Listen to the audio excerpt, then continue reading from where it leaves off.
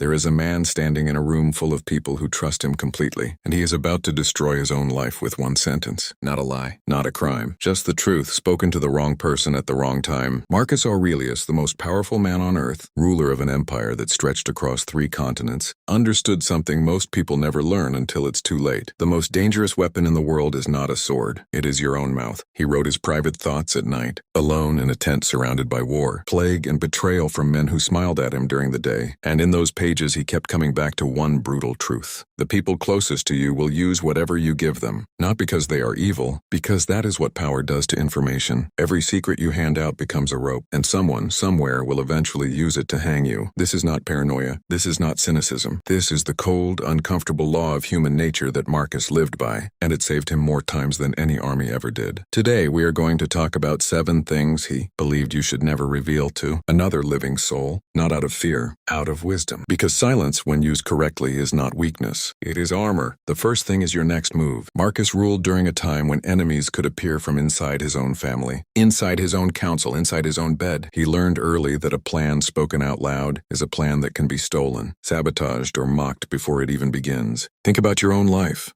How many times have you announced a goal, a business idea, a dream, only to watch the excitement drain out of you the moment someone raised an eyebrow?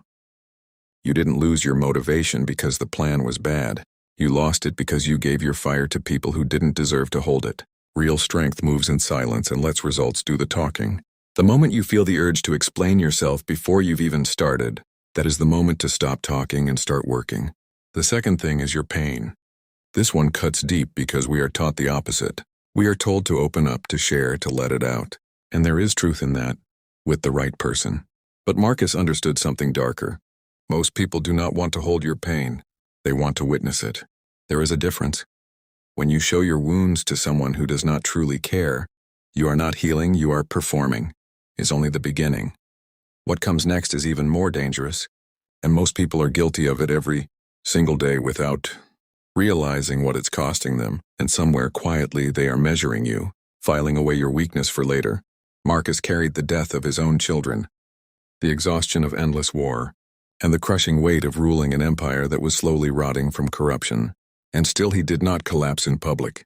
Not because he didn't feel it, because he knew the difference between processing pain and exposing it to people who would use it against him. The third thing is your true opinion of people. This is the one that destroys friendships, families, and careers faster than anything else. But knowing this truth, you meet someone, you see through their mask within the first few conversations, and you feel this urge to prove how smart you are by saying it out loud. Marcus never did that. He wrote in his private journal that people will show you who they are through their actions eventually, so there is no need to announce your judgment of them before that happens. Why?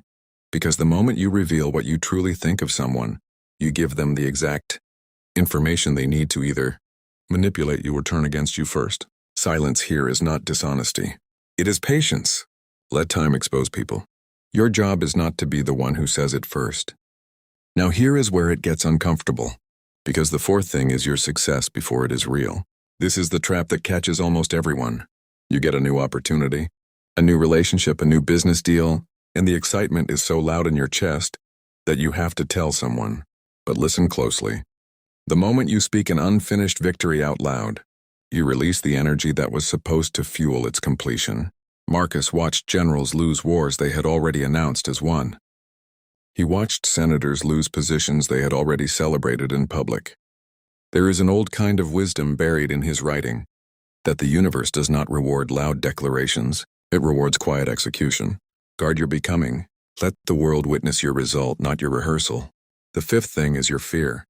Not because fear is shameful, but because fear announced becomes a target. Marcus lived every single day of his rule, knowing assassination could come from anyone at any moment, including people who called him friend.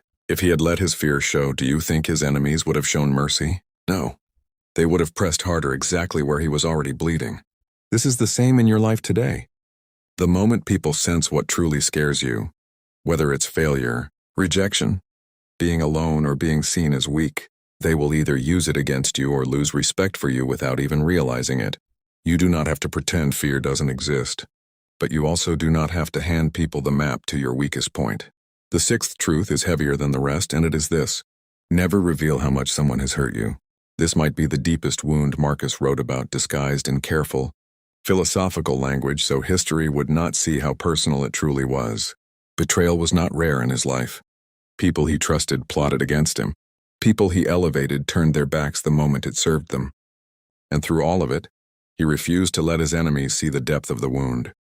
But there is one final truth left, the most brutal one of all, the one almost nobody talks about. And it changes everything you think you understand about honesty. Why? Because pain visible is pain usable. The moment someone knows they have truly broken you, they gain a strange kind of power over you, whether they intend to or not. You start reacting to them instead of living your own life. Real strength is not pretending you weren't hurt. It's refusing to let the person who hurt you witness the depth of what they took. And now the seventh, the one people almost never talk about, the most brutal truth of them all. Never reveal your full self to everyone. Not because you should live in a mask, but because full exposure to the wrong audience is not honesty. It is self-destruction. Marcus believed that a man's inner world, his doubts, his private convictions, his true nature, should only be given to those who have earned the right to witness it. This is not about lying. It is about understanding that different people deserve different depths of you. You do not owe the entire world unrestricted access to your soul. Giving everything to everyone doesn't make you authentic. It makes you unprotected. Here is the twist most people miss when they study men like Marcus Aurelius. This is not a lesson about becoming cold, secretive, or emotionally shut down. It is the opposite.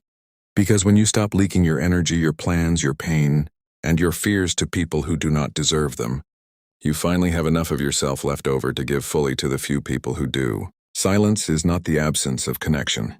It is the protection of it. Think about how much of your life you've handed away in careless conversations. Think about how many dreams died the moment someone else's doubt touched them. Think about how many times your pain became gossip instead of growth. This is the quiet tragedy of most people's lives. Not that they lacked ability or intelligence, but that they exposed themselves to a world that was never worthy of witnessing their becoming. Marcus Aurelius ruled an empire, buried his children, fought endless wars, and faced betrayal from people who smiled at him daily. And through all of it, he mastered one skill that outlasted every battle he ever fought: the discipline of silence. Not because he didn't feel deeply, because he understood that some things are too sacred, too powerful, and too dangerous to hand to people who have not earned them. So ask yourself tonight, what have you been revealing to people who never deserved to see it? And starting today, what are you finally going to protect? Because the moment you learn what to keep hidden, you stop being an open book that everyone edits, and you finally become the author of your own life.